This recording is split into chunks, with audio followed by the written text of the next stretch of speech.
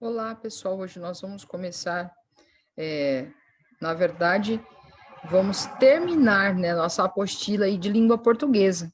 Então, nós vamos fazer a parte do estudo da língua, das páginas 56 até a página 59. Vamos finalizar o estudo aí do texto de segunda-feira, que era o João das Letras, né? A gente viu que João, vamos relembrar um pouquinho o texto? O João, ele era um escritor, né? Ele gostava de ficar lá no seu quarto, na sua casa, escrevendo histórias, né? Só que as pessoas interpretavam isso como se o João não fizesse nada da vida, né? Como se ele fosse uma pessoa à toa, né? Que não trabalhasse. E aí, um dia aconteceu uma surpresa, né? Apareceu um homem de um carro preto lustroso e deixou para o João um monte de dinheiro por aquele monte de papel que ele veio buscar. E aí as pessoas ficaram admiradas com aquilo, né? Então, nós vamos fazer agora a parte da interpretação, trabalhando a questão da linguagem, né? Do, da, da linguagem mesmo dentro da gramática da língua portuguesa.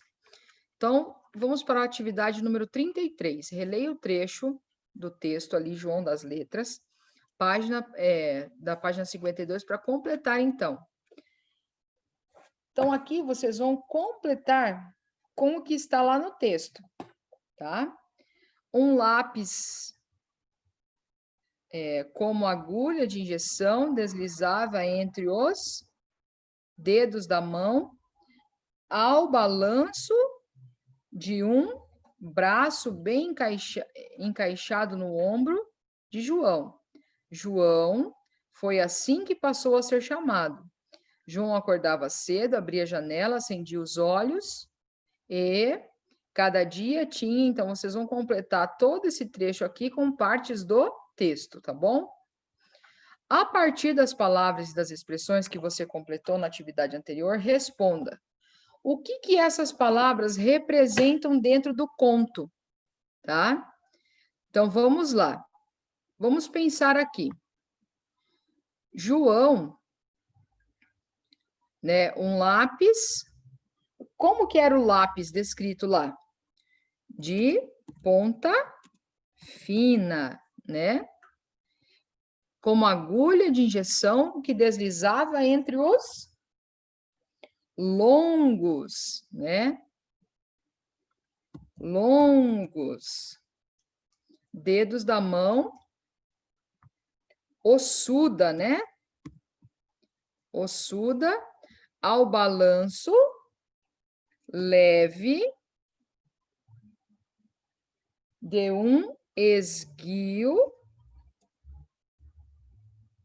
braço bem encaixado no ombro, ereto, de João. João das Letras, né? Aí vocês vão completar o resto. O que essas palavras aqui estão indicando? Ponta fina, longos dedos, mão ossuda, balanço leve, braço esguio, ombro ereto, João das Letras. Isso está indicando características dos personagens do cenário, ações do personagem ou nome dos personagens. Quando você diz assim, você é uma pessoa muito alta, você é uma pessoa baixa, nós estamos falando do quê? Das características, né? Dos adjetivos, as atribuições que essa pessoa tem. Então, marquem aí na sua apostila. Vamos aqui para a próxima.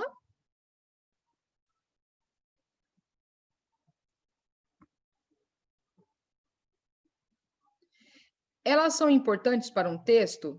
Por que falar as características de alguém é importante para o texto?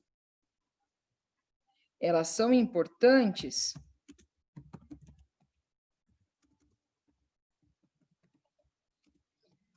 para nos ajudar a formar a imagem do personagem.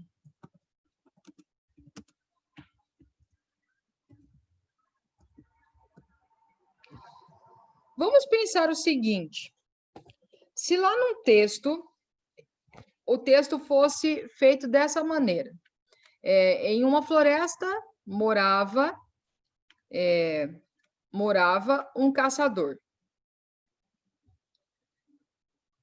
A imagem que nós temos de floresta, nós conhecemos vários tipos de florestas, né? Nós conhecemos vários lugares. A gente vai criando já a floresta, a gente sabe como seria a imagem dela. Caçador também a gente sabe como que seria uma pessoa que é caçadora, né? Mas quando nós vamos trabalhar isso dentro de um texto, colocando características e querendo dar uma emoção para a nossa história, nós precisamos utilizar os adjetivos para complementar, para aumentar a expectativa de quem está lendo a minha história. Então, se eu falo assim, uma floresta escura, cheia de árvores, com muitos animais selvagens, olha, eu já vou dar uma emoção a mais na minha história, né? Uma floresta densa, fechada, com árvores altas, né? Eu vou trazendo a emoção que eu quero que a pessoa vá sentindo durante a minha história. Porque senão a história ela vai ficar uma coisa simples, né? Ela vai ficar sem sentido. Numa floresta. Essa floresta, existem vários tipos de florestas. Florestas grandes, pequenas, florestas mais abertas, florestas mais fechadas. Mas se eu quero trazer um ar de emoção e de suspense para a minha história, eu preciso melhorar as características de apresentação dela. Por isso a importância dos adjetivos. Letra C. As palavras ou expressões que você escreveu combinam diretamente com quais outras palavras? Vamos sublinhar no quadro. Então, vamos pensar ali. Por exemplo, aqui, ó. Deixa a prof apagar essa parte aqui. Vamos pensar o seguinte. Nessa frase aqui, um lápis de ponta fina. Ou, por exemplo, aqui, longos dedos. Se eu falasse aqui, por exemplo, aqui a parte de longos dedos, ou ponta fina, um lápis, eu estou me referindo a um objeto apenas, certo? E a ponta fina aqui que aparece, ela está se referindo a quem? Ao lápis, né? Agora aqui, ó, os dedos, né? Longos. A palavra longos, o adjetivo longos, está se referindo aos dedos. Como os dedos são mais de um, está no plural, então o meu adjetivo ele também precisa estar no plural. Então essas palavras, elas vão combinando entre singular e plural, tá? Como aqui a ponta fina está se referindo a um lápis específico, então fica de ponta fina, tá? Agora, a palavra longos, ela está se referindo a dedos, que são mais de um, então nós colocamos longos dedos, né? Eu não vou escrever entre os longodedos, né? Não vou escrever assim, vou escrever longos dedos, porque ele está se referindo a uma palavra que está no plural. Então, vocês vão sublinhar aqui dentro do texto as palavras os adjetivos que correspondem ao substantivo, que está no plural ou no singular, tá bom? No início da história, que imagem o narrador quer que formemos sobre o personagem João? Vamos voltar lá para a história e vamos ler aqui, ó. Um lápis de ponta fina, como agulha de injeção, deslizava entre os longos dedos da mão ossuda. Isso aqui, longos dedos de uma mão ossuda. O que está dizendo sobre o João? Que ele era baixo, magro, alto, gordinho, o que está querendo dizer isso? Isso mesmo, né? Que ele era uma pessoa mais magra, né? Ele era um rapaz mais esguio, magricelinho, né? Ao balanço de um leve e esguio braço, ó, o braço esguio também está se referindo que ele tinha um porte mais magro, né? João acordava cedo, abria a janela, acendia os olhos redondos e castanhos, enchia os pulmões, abria os ouvidos para sentir a música do dia. Cada dia tinha sua melodia e sua cor, que o cheiro trazia: cor de tempo morno, cheiro de dia frio, tom de vento uivante, de sol escaldante, até cor de nada interessante. Então, o João, ele era uma pessoa que acordava cedo, né? Que ele era uma pessoa dedicada e que ele gostava muito de ouvir as coisas à sua volta. Então, significa que o João, ele era uma pessoa magrinha, né? Uma pessoa... Mas você pode também pensar aí em qual imagem você formou do João, né? O que você... Quais as... Você pensando nas características que o autor colocou da história, pensem aí como que você retratou o João aí na sua mente, tá bom? Número 35. Escreva outros trechos do texto que descrevem como que era o fim do dia, como que era o homem que chegou lá para falar com o João. Então, vocês vão voltar lá no texto e vão observar aqui a descrição desse homem. E aí vocês vão retratar aqui na letra A e na letra B, tá bom? Número 36. Quais os adjetivos e expressões adjetivas apareceram nos trechos que você escreveu? Então, por exemplo, aqui, ó, no fim do dia, vamos pensar lá numa palavra.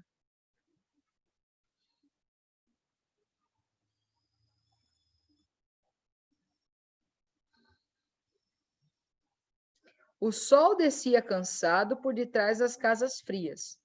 Aos poucos, a luz pequena por trás das vidraças deixava vazar um resto de conversa ao cheiro de leite e canela. João mantinha acesa a lâmpada do pensamento.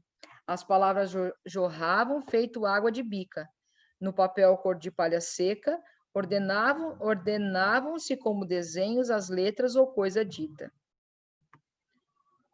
Então, aqui, ó, o sol descia cansado por detrás das casas frias.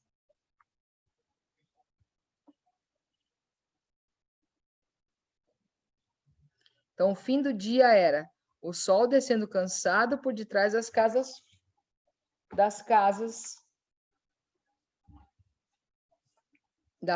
ali, né? O cheiro, o resto de conversa, a luz pequena por detrás das vidraças, então todo aquele trecho final ali. Então vamos pensar assim, ó, quais adjetivos e expressões? Quando nós falamos assim, o sol descia cansado.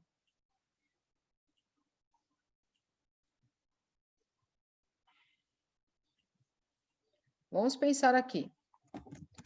O sol descia cansado. Será que o sol se cansa? O sol é um ser vivo para se cansar? Então, o cansado aqui, ele está dando uma característica humana, né, para o sol. Casa fria.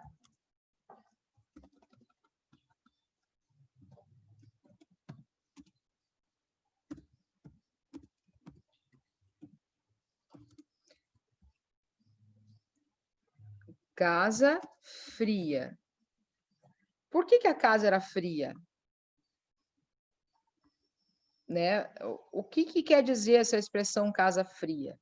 Então, vocês anotem aí todos os trechos que vocês vão identificando, palavras daqui, ó, sobre as características sobre o fim do dia e as características sobre o homem que chegou. Vocês vão grifar e colocar aqui na número 36 as palavras que são atribuições de seres humanos, mas que estão sendo atribuídas para coisas inanimadas, ou no caso aqui para o sol, né? O sol é uma estrela, as estrelas não se cansam, né? Agora vamos para 37. Considerando o que você observou na atividade 35, Responda. Qual dos trechos trouxe um clima de mistério e suspense dentro da narrativa? Qual dessas duas partes aqui? O fim do dia ou o homem que chegou? Qual desses dois trechos? E por que foi ele que trouxe o suspense, a parte do clímax, né? A 38 nós não vamos fazer, tá? Vamos para 39. Quais expressões adjetivas foram usadas por Dona Glória para criticar a vida de João? Vamos voltar lá no texto? Ouvir o que a Dona Glória falava de absurdo do João? Dona Glória, ao passar, tem que sempre um palpite deixar. João vida mansa, João vida mole, nem a janela abriu. Todo mundo na labuta e ele, quem é que viu? Então, quais foram as características? Isso mesmo, né? Que João era um vida mansa, João era um vida mole, né? E essa ideia sobre a vida do João se mantém depois que a história chegou no desfecho? Eles continuam tendo essa mesma ideia sobre o João, depois do que aconteceu na história? Então, pensem lá e expliquem o porquê, tá? Em língua portuguesa, nós usamos diferentes palavras ou expressões para caracterizar nomes e substantivos. Olhos redondos, cor de nada interessante. Sabe aquela frase que fala assim, cor de burro quando foge, né? São adjetivos. João das letras, homem bem vestido, homem mal vestido, né?